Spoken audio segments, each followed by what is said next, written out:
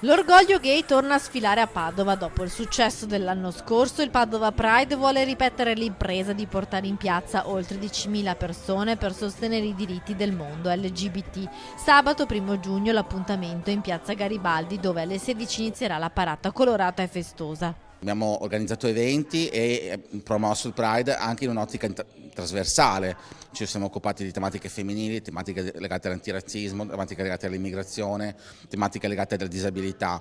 Tutti sono invitati al Pride perché il Pride riguarda i diritti civili di tutti quanti. La festa si concluderà al Parco delle Mura con eventi realizzati in collaborazione con l'amministrazione comunale, associazioni e realtà culturali cittadine. Musica, spettacoli fino alle 23:30 per non disturbare i residenti, poi inizierà il Silent Party con cuffie consegnate ai partecipanti per poter ascoltare musica e ballare individualmente. La sfilata e la festa saranno anche l'occasione per riflettere sui diritti civili e lanciare un messaggio alla politica alla luce dei recenti risultati alle europee. Il Comune di Padova, insieme ad altre amministrazioni locali, ha patrocinato l'evento, definendo un percorso della sfilata che non intralcerà il lavoro dei commercianti del centro storico. Abbiamo lavorato fianco a fianco con gli organizzatori proprio per permettere loro di avere la massima visibilità, il massimo risalto per l'iniziativa, che è importante, ma al tempo stesso ridurre i disagi al minimo. Per cui il corteo partirà da Piazza Garibaldi e raggiungerà quindi il Parco delle Mura in via Sarpi. Abbiamo scelto un itinerario che non